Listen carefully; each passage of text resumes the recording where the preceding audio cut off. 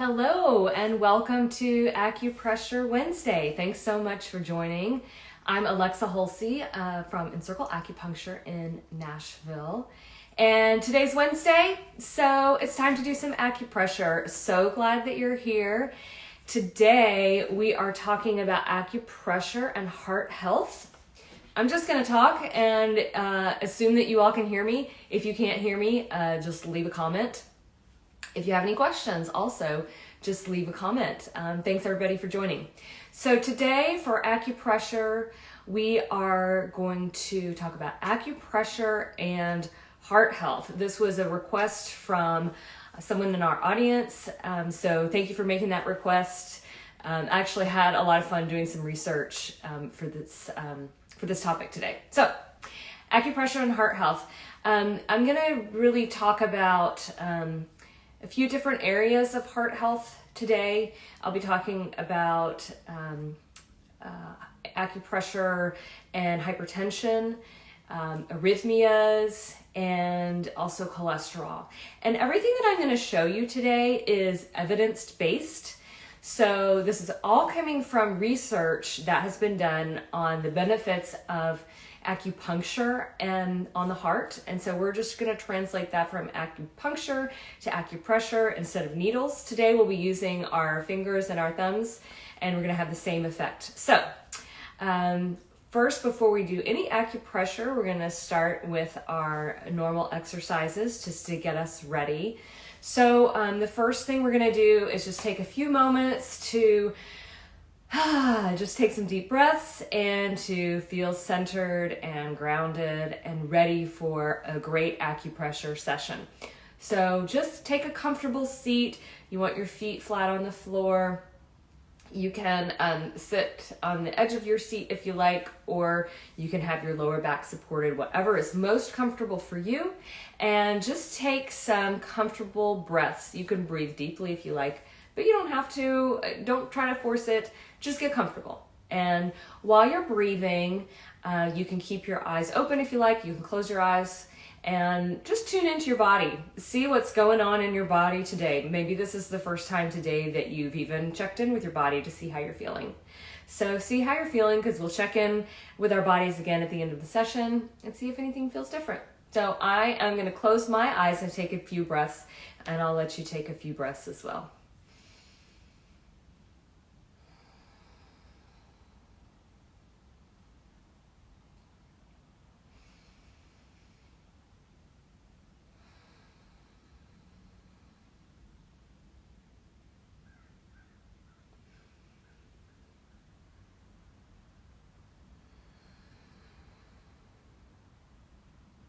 And just take note of how you're feeling. See if you have any areas of pain or tension in your body. See if anything feels hot or cold. See if anything feels numb or tingly. For me today, I'm having some pain along here and going into my fingers, and I'm pretty sure that's because I started another knitting project and I haven't done any knitting in a while, and so that repetitive strain of knitting is just making me feel a little inflamed in here. So even though we won't be doing acupressure specifically for tendonitis today, I'm going to see if I feel any different after today's session. All right, so next we're going to do a gathering exercise just to gather some chi from our environment. This is going to make our session really effective. So you can do this gathering exercise either seated or standing. I'm going to do it standing. And whether you're seated or standing, you just want to have your feet planted on the floor about hip width apart. And you're going to take a deep breath while you raise your arms overhead, palms up. And then when you get to the top, you're going to lower your arms, palms down, nice and slow. And have your palms rest on your lower abdomen. So let's do that a few times. Inhale, raise your arms up over. Exhale, lower, palms down, and bring your palms to rest on your lower abdomen. Think of gathering in the chi from your environment around you and then bringing that into your lower dantian. We call this in Chinese medicine, it's a center of energy in our lower abdomen. Arms up and lower. Gather in as much chi as you need. There's plenty to go around for everyone. And lower. Hands resting on our abdomen. All right, and you can rub your abdomen in some circles if you like. Get your belly nice and warm. That feels good. And finally, we're just gonna rub our palms together. All that chi we just gathered, we now want to direct that out to our palms and to our fingertips. Since we'll be using our fingers and our hands with acupressure, just get a lot of chi flowing there. And your palms should start to feel nice and tingly. All right, and palms and fingertips ought to be nice and red. That's good, that means we got chi flowing there. Okay, so let's do some acupressure for heart health. This is a great topic, and like I said, everything that I'm gonna show you today is evidence-based. So there have been a lot of research studies done for the benefits of acupuncture for the heart. There have been studies looking at antihypertensive effects of acupuncture, cholesterol lowering effects. Acupuncture can help with arrhythmias. So everything that I'm going to show you today, these are all points that have been shown to have benefits for the heart. And there are actually a ton of research studies out there showing the benefits of acupressure and heart health, because obviously that's an area of interest to a lot of research. Heart disease is a big killer and it affects lots of people. So, we want to do anything that we can to keep our hearts healthy and using all the tools available to us. So acupressure is a great tool. There have been so many studies done that I really don't even have time to go into all of the points that have been studied. So what I'm going to show you today, these are the points that have come up most frequently in the research literature. And these are also points that are really accessible, easy to find, easy to get to, easy to do on yourself. Okay. Also, just a note that some of the studies that I looked at, with some of the studies, acupuncture alone was the only tool used to manage a person's heart condition. In other studies, acupuncture was combined with medication.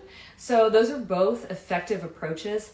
If you're taking medication for your heart, whether it's a blood thinner, an antihypertensive medication to lower your blood pressure, you always want to talk to your doctor about any changes that you make to your medication. So don't change anything with your medication before talking to your doctor.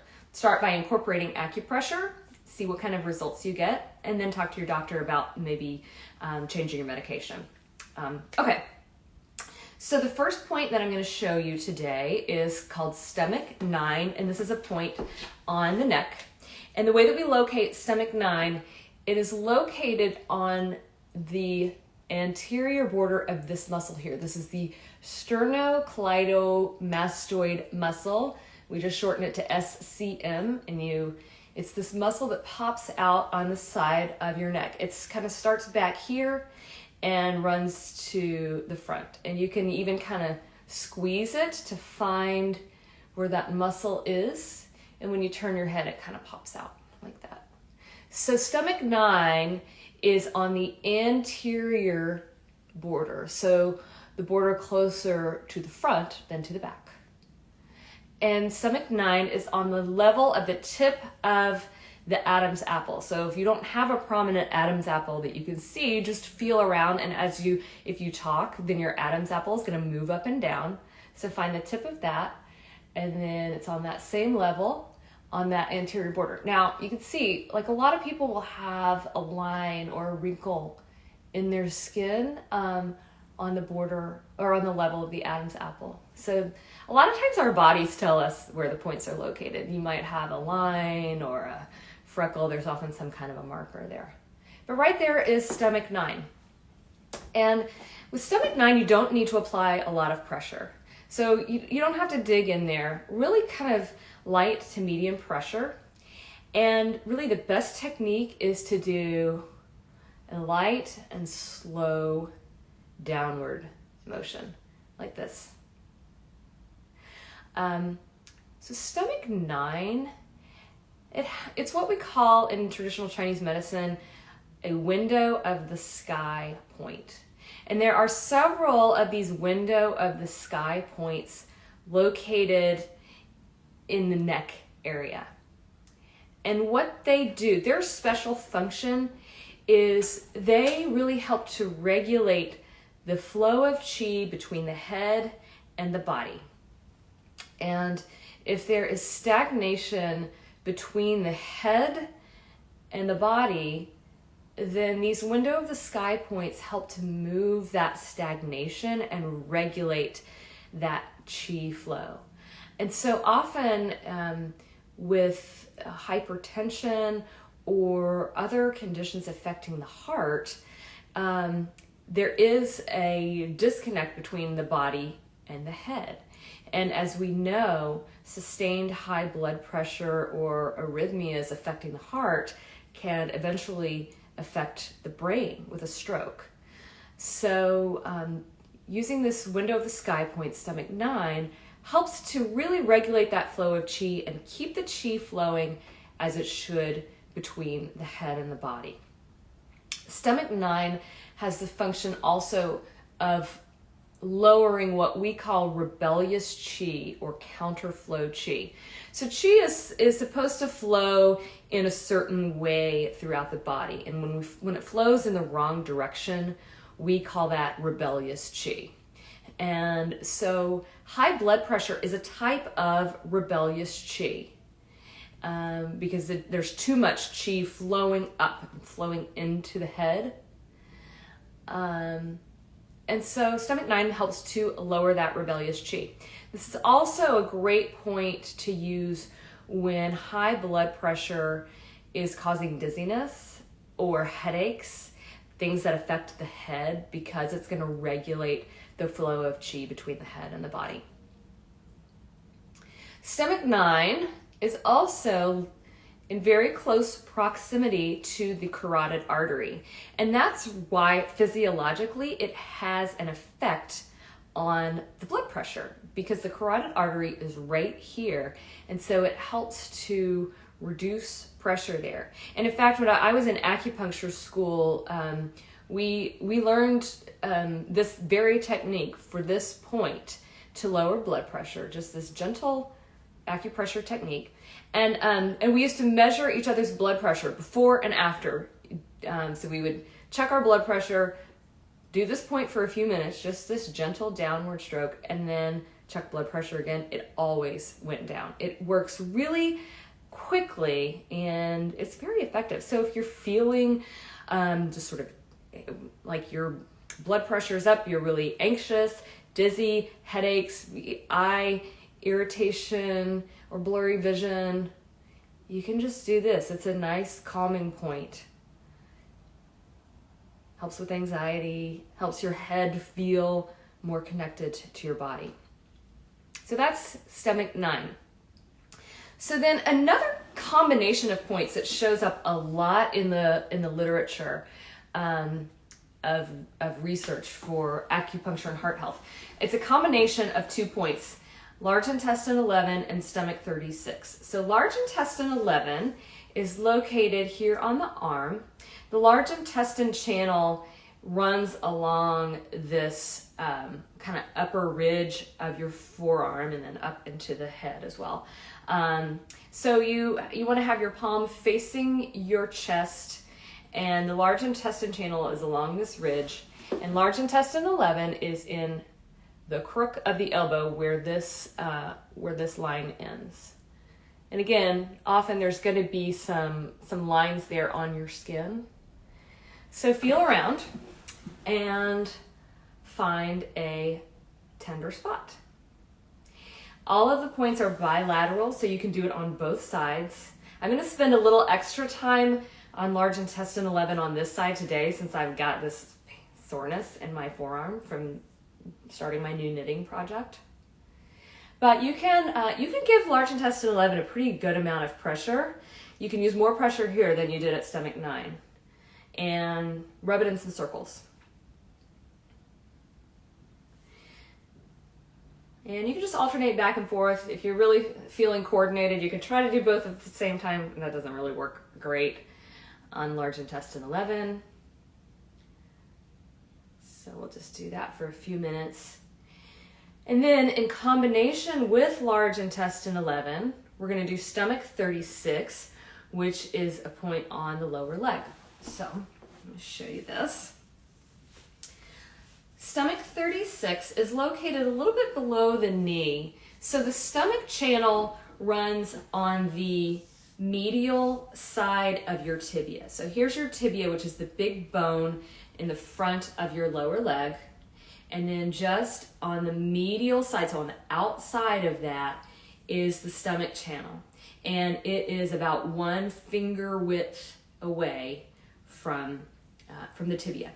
Stomach 36 is located here at the top of your lower leg where the tibia starts to flare out. So your tibia just kind of goes like this, and you can run your finger up, and as the tibia flares out, there's usually a natural depression right there, or your finger's just going to fall into a spot there. It's often sore because this is a really strong point. Another way to locate stomach 36 is to look at your knee, and here's your kneecap, and then there's a depression below the kneecap on each side. We call this the calf's nose. And then you measure about the width of 4 fingers down from this depression here. Right about there is stomach 36. So there's a couple of ways to find it. You can do this through your clothes if you don't have pants that roll up. So find a tender spot. Oh, that's very tender on me. Stomach 36 is used for many, many different conditions in Chinese medicine. It is one of the points we use most frequently in the clinic. I'm going to do it on this side too. So just alternate sides. You can do both sides at the same time if you like. I'm afraid I'll fall off my stool if I try to do that. So I'm going to alternate sides.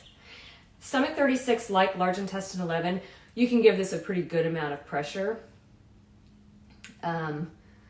Don't do so much pressure that it hurts, but when you feel a tender spot, try to do as much pressure as you can without it being really painful.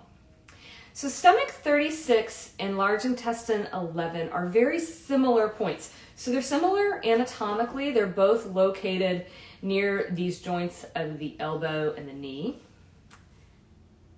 And they're both, so the large intestine channel and the stomach channel are both said to be abundant in qi and blood. So they have a strong effect on moving the qi and blood throughout the body. And they're also both called He points. And He points, each of the 12 primary channels has a He point that is located near the elbows or the knees. And the He points are where the qi enters the body onto a deep level. So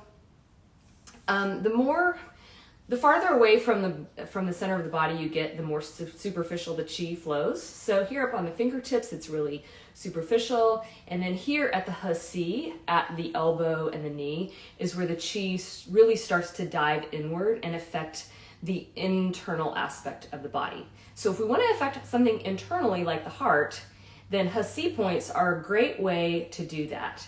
So we're choosing He points on these channels that are abundant in qi and blood. So even though the large intestine channel and the stomach channel don't directly affect the heart organ itself, because of the energetics of those channels and those points, they can have a really great effect for lowering the blood pressure. And that's what most of the literature shows, is that these 2 points, when used together, can have a great hypertensive effect on the body. This combination comes up again and again in the research. So it's a great combination to do. Okay, so next point we're going to do is also on the stomach channel. It's a little farther towards the foot. This is stomach 40. So stomach 40 basically is halfway between stomach 36 and your ankle. So kind of find about the halfway point. So kind of right around on this level. Again, when we're finding points on ourselves, we're just going to feel around for a tender spot. Now, the stomach channel, like I said, is 1 finger width medial to the tibia, except for stomach 40, that's 2 finger widths. So find your tibia and then measure 2 finger widths, and about halfway between your knee and your ankle is going to be stomach 40. Stomach 40, there will often be a depression at stomach 40.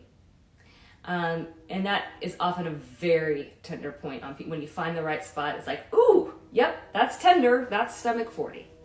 So that's a good one. I'm going to do that on the other side too, and compare the sides, see if it feels different on one side, from one side to the other. So 2 finger widths from your tibia between the ankle and the knee, about halfway, and then just feel around. Feel for a depression, feel for a tender spot, feel your body responding in some way.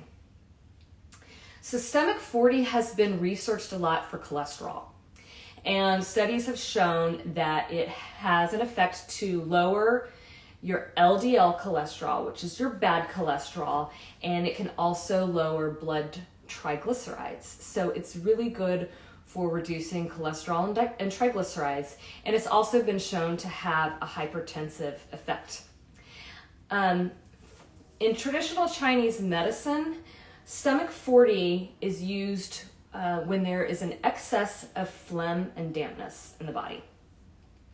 So when there's too much phlegm built up, we'll needle stomach 40 to disperse that and to help the body transform that, because dispersing phlegm and dampness in traditional Chinese medicine really comes from the digestive system.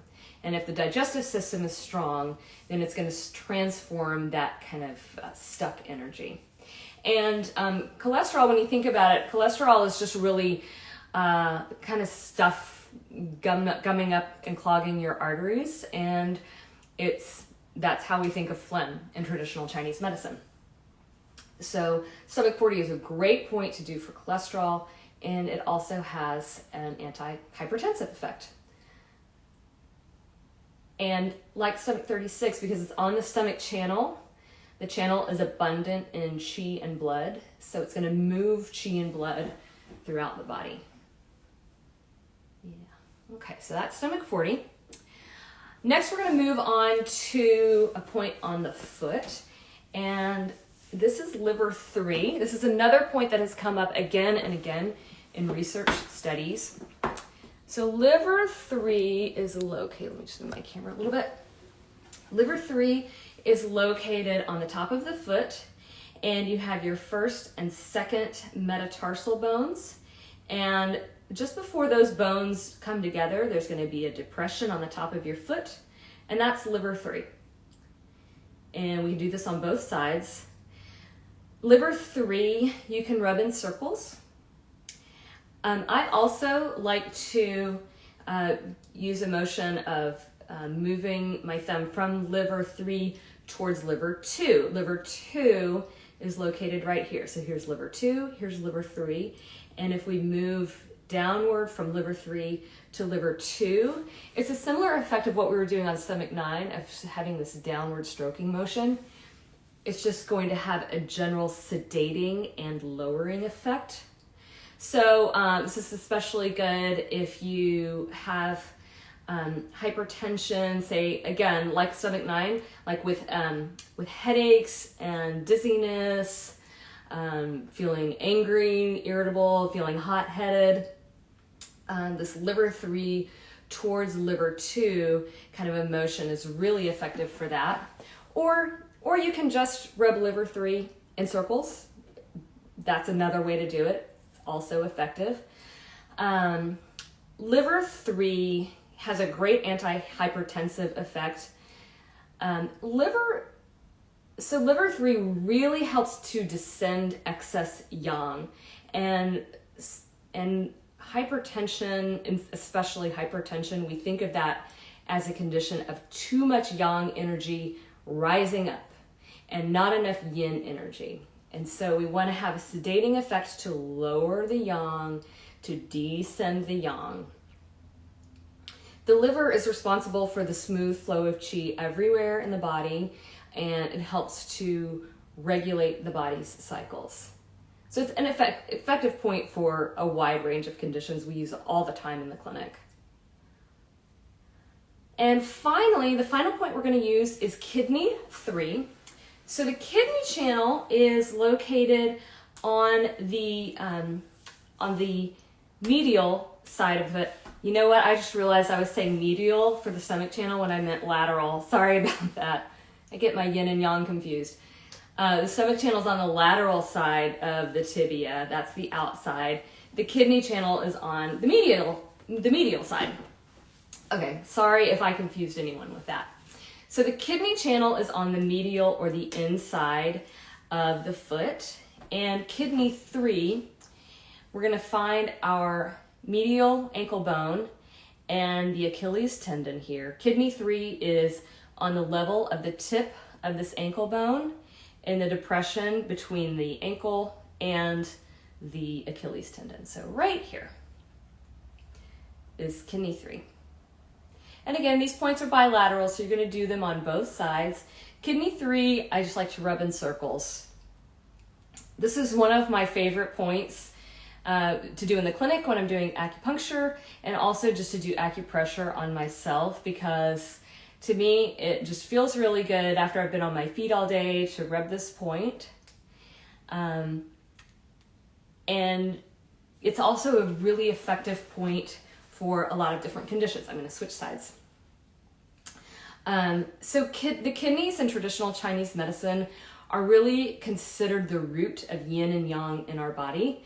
And so working on the kidney channel affects the body on a deep level.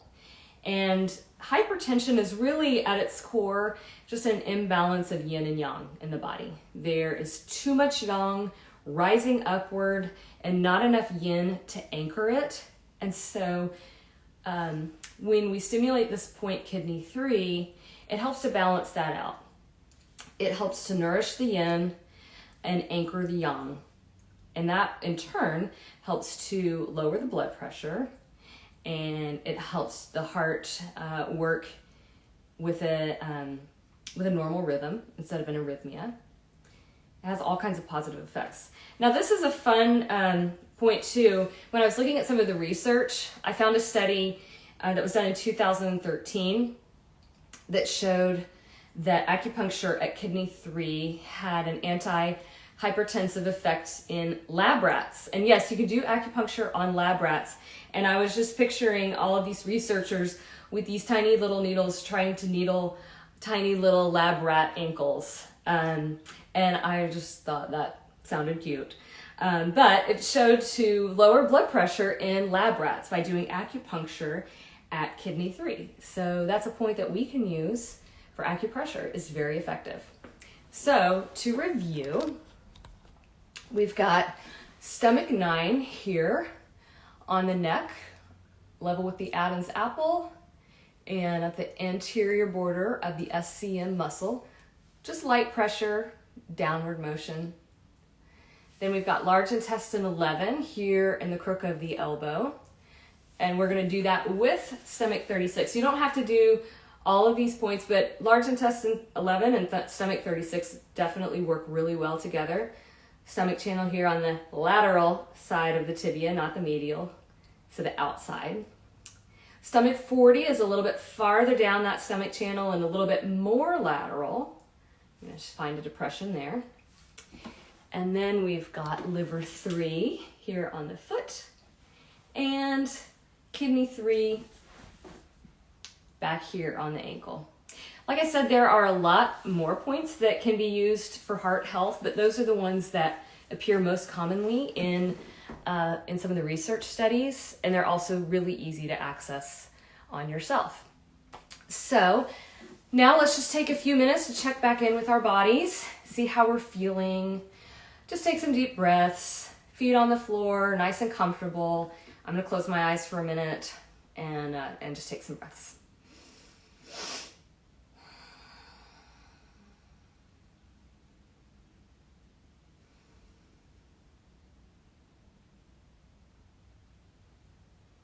And just see how you're feeling, see if anything feels different.